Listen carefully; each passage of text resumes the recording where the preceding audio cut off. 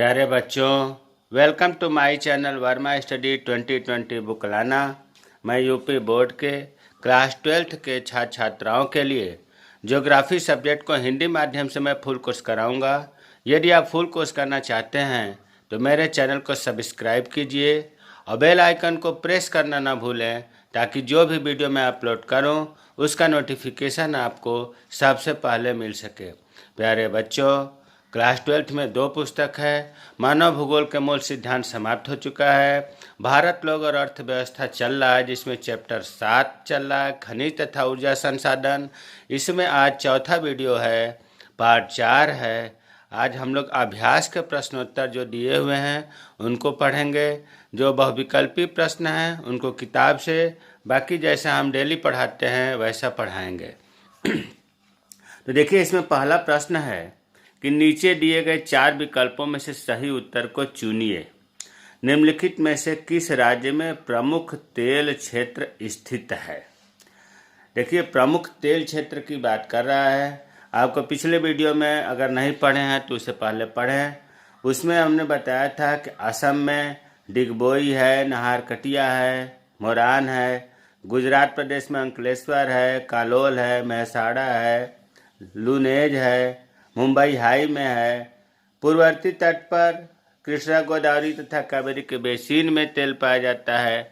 तो यहाँ जो है असम उत्तर सही होगा। असम जो है प्रमुख तेल क्षेत्र स्थित है। दूसरा प्रश्न है कि निम्नलिखित में से किस स्थान पर पहला परमाणु ऊर्जा स्टेशन स्थापित किया गया था? कलपक्कम, नरौरा, राणा प्रताप सागर, तारापुर। तारापुर में प्यारे बच्चों हुआ था। तारापुर परमाणु ऊर्जा केंद्र की स्थापना महाराष्ट्र में, ये महाराष्ट्र में है, हुआ था। कलपक्कम परमाणु ऊर्जा केंद्र ये तमिलनाडु में है। और नरौरा परमाणु ऊर्जा केंद्र उत्तर प्रदेश में है, बुलंदशहर जिले में है। राणा प्रताप सागर कोई परमाणु ऊर्जा स्टेशन नहीं है। प्रश्न तीसरा है, निम्नलिखित में से कौन सा खनिज भूरा हीरा के नाम से जाना जाता है? इसका उत्तर है लिग्नाइट। भूरा हीरा लिग्नाइट को कहते हैं। उसी तरह से जो है तांबे को, मैग्नीज को, तांबा नहीं, मैग्नीज को जैक मिनरल भी कहा जाता है, बहु उपयोगी गुण होने के कारण। तो अभी हमने बताया कि लिग्नाइट को भूरा हीरा और मैग्नीज को जैक मिनरल भी कहा जाता है। चौथा प्रश्न है, निम्नलिखित में से कौन सा ऊर्जा का अनवीकरणीय स्रोत है? देखिए, ऊर्जा के स्रोत 2 प्रकार के होते हैं, अनवीकरणीय और नवीकरणीय। ये कह रहा है कि अ मतलब होता है नहीं, नवीकरण का मतलब होता है नवीनीकरण। ऐसा ऊर्जा का स्रोत जिसका नवीनीकरण नहीं किया जा सकता, जो समाप्त हो जाता है उपयोग करने पर। तो जल नहीं होगा, सौर नहीं होगा, ताप, इसका उत्तर ताप है। ताप जो है, ताप के अलावा जैसे कोयला, पेट्रोलियम, प्राकृतिक गैस, परमाणु ऊर्जा, ये सब क्या है? ये सब जो है अनवीकरणीय स्रोत हैं। मतलब ये समाप्त हो जाते हैं, इसीलिए इनको क्षयी संसाधन भी कहते हैं। ये 4 प्रश्न थे विकल्प में। अब प्रश्न दूसरा जो है,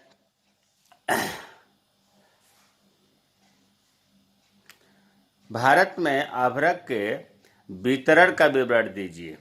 अभ्रक के वितरण का, तो अभ्रक जो है आंध्र प्रदेश में सबसे ज़्यादा मिलता है। दूसरे नंबर पर राजस्थान प्रदेश है। पूरे भारत का जितना भी अभ्रक का उत्पादन होता है उसका 72%, कितना, 72% से भी अधिक अभ्रक का उत्पादन आंध्र प्रदेश में होता है। आंध्र प्रदेश में भी जो मुख्य अभ्रक पेटी है वो नेल्लोर जिले में है। आंध्र प्रदेश में नेल्लोर जिले में ज़्यादा अभ्रक पाया जाता है। दूसरा स्थान भारत में उत्पादन की दृष्टि से अभ्रक का राजस्थान है। और इस राज्य की प्रमुख अभ्रक पेटी जो है जयपुर से उदयपुर तक फैली हुई है, विस्तृत है। तो आंध्र प्रदेश और राजस्थान अभ्रक के उत्पादन में फर्स्ट और सेकंड क्रमशः स्थान रखते हैं। इसके अलावा अन्य राज्य है, झारखंड है, तेलंगाना है, तमिलनाडु है, पश्चिम बंगाल है, मध्य प्रदेश है इत्यादि में भी अभ्रक पाया जाता है। प्रश्न दूसरा है, नाभिकीय ऊर्जा क्या है? भारत के नाभिकीय ऊर्जा के केंद्रों के नाम लिखें। देखिए, नाभिकीय ऊर्जा को ही परमाणु ऊर्जा भी कहते हैं। जो रेडियो एक्टिव पदार्थ हैं, रेडियोधर्मी पदार्थ यूरेनियम और थोरियम हैं, इनके फ्यूजन से, मतलब दूसरे रूप में हम कहें परमाणु के विखंडन से जो ऊर्जा प्राप्त होती है उसे नाभिकीय ऊर्जा कहते हैं। यूरेनियम और थोरियम के फ्यूजन जब कराया जाता है, संलयन कराया जाता है, जिसे हम परमाणु विखंडन कहते हैं, इससे जो ऊर्जा मिलती है उसे हम नाभिकीय ऊर्जा या परमाणु ऊर्जा कहते हैं।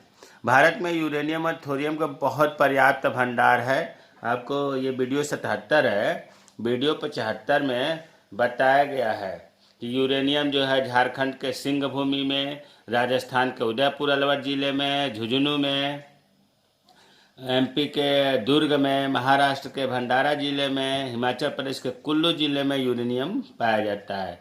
और थोरियम भी बताया गया है कि केरल के पालक्काड़ तथा कोलाम जिले में, आंध्र प्रदेश के विशाखापट्टनम में, उड़ीसा के जो महानदी है उसके डेल्टा में थोरियम पाया जाता है। अब है नाभिकीय ऊर्जा के प्रमुख केंद्र। सबसे पुराना जो है परमाणु ऊर्जा केंद्र, यह पहले स्थापित हुआ था तारापुर परमाणु ऊर्जा केंद्र जो महाराष्ट्र में है। रावतभाड़ा परमाणु ऊर्जा केंद्र राजस्थान में है। कल्पक्कम परमाणु ऊर्जा केंद्र तमिलनाडु में है। नरौरा परमाणु ऊर्जा केंद्र उत्तर प्रदेश में है। कैगा परमाणु ऊर्जा केंद्र कर्नाटक में है और काकरापाड़ा परमाणु ऊर्जा केंद्र गुजरात में है। ये नाभिकीय ऊर्जा के प्रमुख केंद्र हैं भारत के। प्रश्न तीसरा है, अलौह धातुओं के नाम बताइए, उनके स्थानिक वितरण की विवेचना कीजिए। देखिए, यहाँ हमने बॉक्स में लिखा है कि खनिज जो है वो मुख्य रूप से दो प्रकार के होते हैं, धात्विक खनिज, अधात्विक खनिज। धात्विक खनिज में धातु पाया जाता है जिसको गर्म करके पीटने पर टूटता नहीं है, और अधात्विक खनिज में धातु नहीं पाया जाता है, इसे पीटने पर या तोड़ने पर टूट जाता है। धात्विक खनिज दो प्रकार का होता है, लौह अयस्क, अलौह अयस्क। लौह अयस्क में लोहा की मात्रा होती है, अलौह अयस्क में लोहा की मात्रा नहीं होती है। लौह अयस्क में लोहा, मैग्नीज, क्रोमाइट, टंगस्टन, निकिल आते हैं। अलौह अयस्क में सोना, चांदी, सीसा, टीन, तांबा, बॉक्साइट इत्यादि आते हैं। अधात्विक खनिज भी दो प्रकार का होता है, ईंधन खनिज और अन्य अधात्विक खनिज। ईंधन खनिज में कोयला, खनिज तेल, प्राकृतिक गैस आते हैं, और अधात्विक खनिज में अभ्रक है, चूना पत्थर है, ग्रेफाइट है। तो यहाँ ये कह रहा है कि अलौह धातुओं का, इसका पूछ रहा है, इसका अलौह धातुओं के नाम बताएं, तो यही हो जाएगा तांबा, बॉक्साइट, सोना, चांदी, सीसा, टीन आदि अलौह धातुएं। अब पूछ रहा है कि उनका स्थानिक वितरण, मतलब ये कहाँ पाए जाते हैं। तो हमने दो का उल्लेख किया है, तांबा का और बॉक्साइट का। तांबा जो है झारखंड के सिंहभूम जिले में, राजस्थान के झुंझुनू अलवर जिले में, मध्य प्रदेश के बालाघाट में और आंध्र प्रदेश के गुंटूर जिले में पाया जाता है। अब इसका देखिए कोई उपाय नहीं है, इसे तो रटना ही पड़ता है। हाँ, इतना कुछ कोड बना करके आप याद कर सकते हैं। अगर ये जिले नहीं याद होंगे तो प्रदेश के नाम तो याद करना ही पड़ेगा कि झारखंड, राजस्थान, मध्य प्रदेश, आंध्र प्रदेश तांबा के उत्पादन क्षेत्र है। बॉक्साइट से एल्युमिनियम बनता है।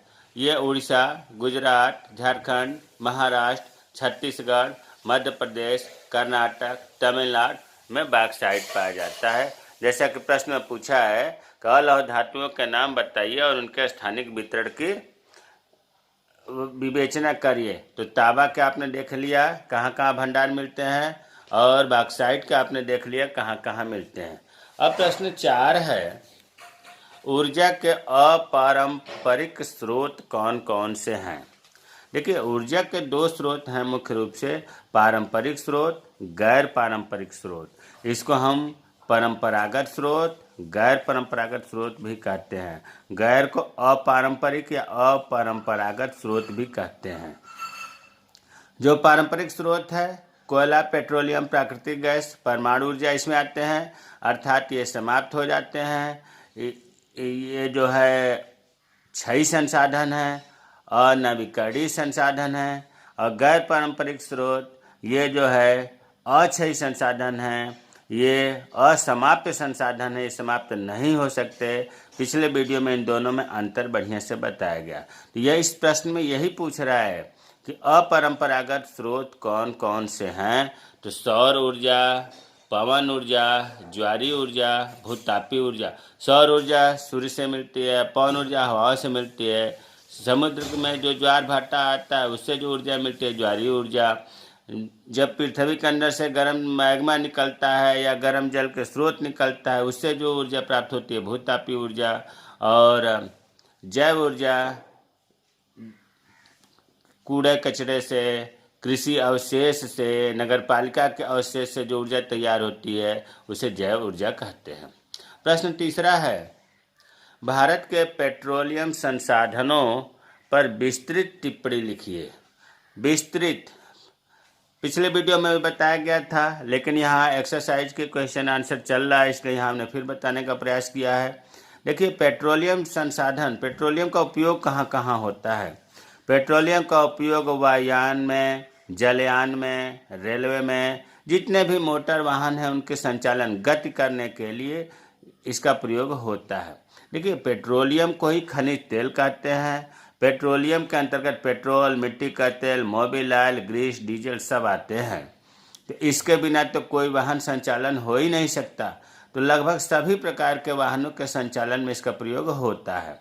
और इसके अनेक सह उत्पाद, मतलब पेट्रोलियम जब हम निकालते हैं, खनिज तेल, इसका निकालने के बाद इसको जब हम अपरिष्कृत करते हैं, परिष्कृत करते हैं और इसको शुद्धिकरण करते हैं तो जो अन्य पदार्थ निकलता है उससे भी ढेर सारे बनाए जाते हैं। जैसे उर्वरक बनाया जाता है, कृत्रिम रबड़ बनाया जाता है, कृत्रिम रेशे, दवाइयाँ, वैसलीन, मोम, साबुन, सौंदर्य सामग्री में भी पेट्रोलियम संसाधनों का प्रयोग किया जाता है।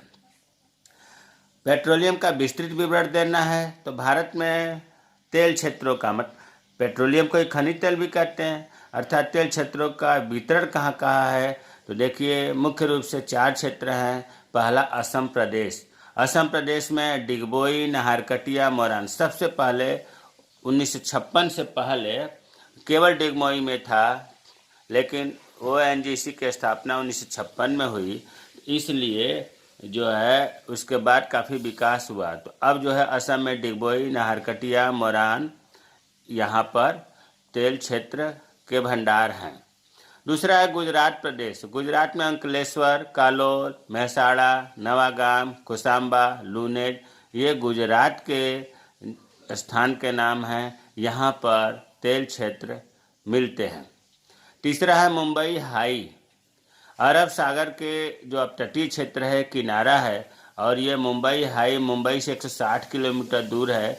यहाँ पर 1976 ईस्वी से उत्पादन प्रारंभ हुआ था। यहाँ भी तेल क्षेत्र है।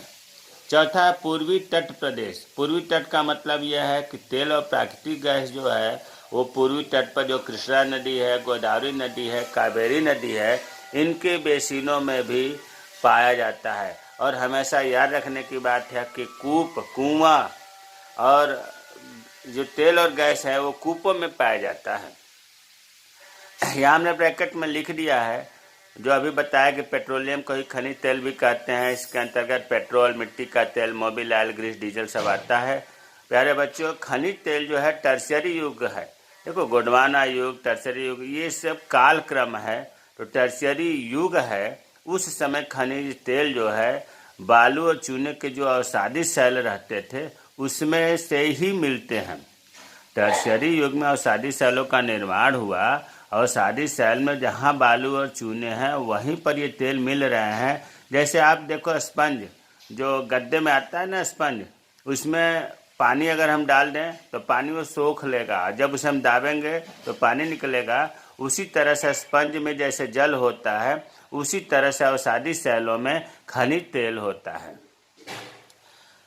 तेल शोधन कारखाने, जो कूपों से निकाला जाता है खनिज तेल, वो अपरिष्कृत तथा अनेक अशुद्धियों से परिपूर्ण होता है। मतलब वो प्रयोग करने लायक नहीं होता है। प्रयोग करने से पहले उसे शोधित करना पड़ता है। भारत में 2 प्रकार के तेल शोधक कारखाने हैं। या इसको रिफाइनरीज भी कहते हैं। एक है क्षेत्र आधारित, दूसरा है बाजार आधारित। क्षेत्र आधारित तेल शोधन कारखाना का उदाहरण है डिगबोई तेल शोधन कारखाना, और बाजार आधारित तेल शोधन कारखाना का उदाहरण है बरौनी तेल शोधन कारखाना। तो हमें उम्मीद है कि पेट्रोलियम संसाधन के उपयोग, पेट्रोलियम संसाधन के क्षेत्रों का वितरण और तेल शोधन कारखाने के बारे में समझ में आ गया होगा। अगला प्रश्न है, भारत में जल विद्युत पर एक निबंध लिखिए। देखिए, जल विद्युत, यहाँ हम बता देना चाहते हैं कि जो अभी हमने ऊपर बताया था यहाँ पर कि ऊर्जा के स्रोत दो प्रकार के होते हैं, पारंपरिक स्रोत, गैर पारंपरिक स्रोत। जो बिजली है वो पारंपरिक स्रोत में आता है। पारंपरिक स्रोत आपको यह भी पता है कि समाप्त हो जाते हैं, ये अनवीकरणीय संसाधन है। लेकिन प्यारे बच्चों, बिजली में जो जल विद्युत है वो उसे छोड़ करके जल विद्युत समाप्त नहीं होता है। जब तक जल रहेगा तब तक जल विद्युत तैयार किया जा सकता है। तो हमारे कहने का मतलब है कि परंपरागत स्रोत या पारंपरिक स्रोत में जल विद्युत आता है, लेकिन ये असमाप्त संसाधन जो है। तो वही लिखा है यहाँ पर कि जल विद्युत असमाप्त संसाधन है, अर्थात ये समाप्त नहीं होने वाला है। ये प्रदूषण रहित है, कम खर्चीले में तैयार हो जाता है, नदियों पर बांध बनाकर तैयार किया जाता है।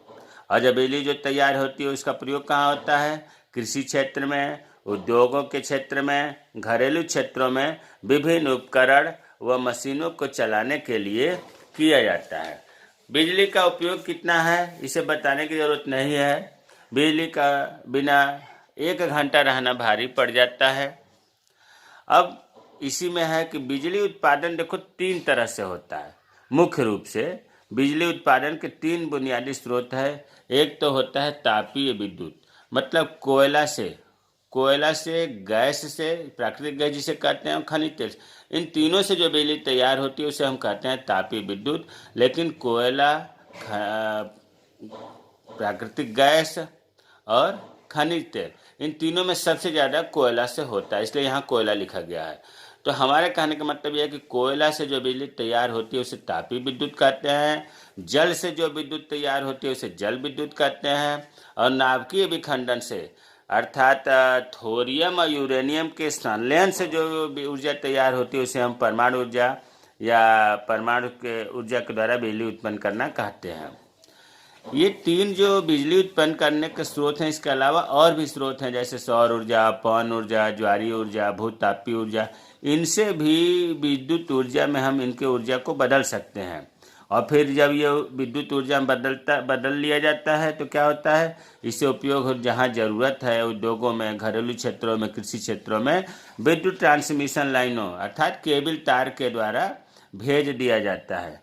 लेकिन जो आपने ढेर सारे ऊर्जा के तैयार करने के स्रोत आपने पढ़ा, विद्युत तैयार करने के, इनमें सबसे जो है जल विद्युत महत्वपूर्ण है।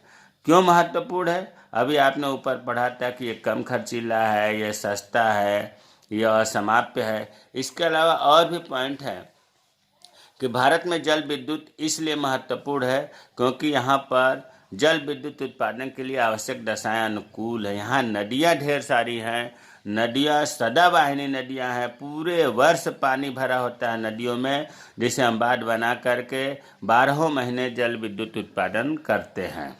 अनुकूल दशाएं हैं भारत में।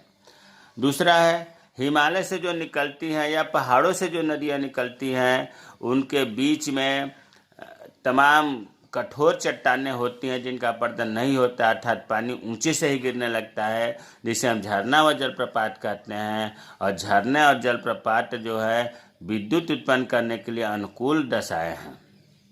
तीसरा है भारत में बांध निर्माण के लिए भी औद्योगिक उपलब्ध टेक्नोलॉजी है। हमारे यहाँ सीमेंट का, लोहे की कमी नहीं है, इसलिए बांध निर्माण आसानी से हो जाता है और बिजली तैयार करने में हमें सहायता मिलती है। जल विद्युत, दक्षिण भारत की जो नदियाँ हैं वो भी पठारी भागों में ऐसी ही अनुकूल परिस्थितियाँ प्रदान करती हैं जहाँ हम बांध बना करके आसानी से जल विद्युत उत्पन्न कर सकते हैं। भारत में पहला जल विद्युत जो केंद्र है वो 1897 पहला जल विद्युत केंद्र 1897 में दार्जिलिंग में स्थापित हुआ था।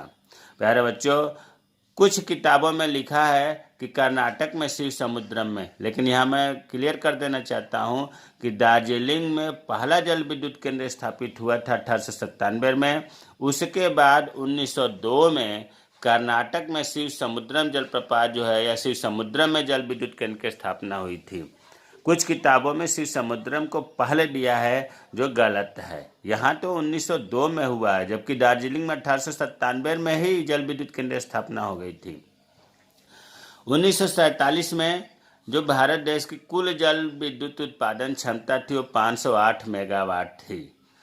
देखिए, 1947 देश स्वतंत्र होने के बाद वैसे भी अपनी आर्थिक स्थिति अच्छी नहीं थी, फिर भी भारत में 508 मेगावाट बिजली उत्पादन होती थी। 2006-07 में ये 34.7 हजार मेगावाट बढ़ते बढ़ते 34.7 हजार मेगावाट हो गई।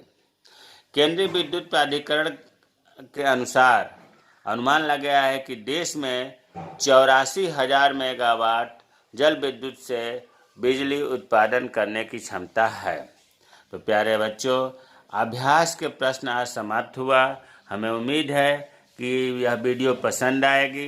अगर किसी प्रश्न का कोई उत्तर समझ में नहीं आया है तो आप कमेंट बॉक्स में कमेंट करें, मैं रिप्लाई करूंगा। मेरे चैनल को सब्सक्राइब कीजिए। वीडियो कैसा लगा, अच्छा लगा, बुरा लगा, आप हमें बताएं, कमेंट करें, ताकि आने वाले वीडियो अधिक से अधिक अच्छा बनाया जा सके। जय हिंद, जय भारत।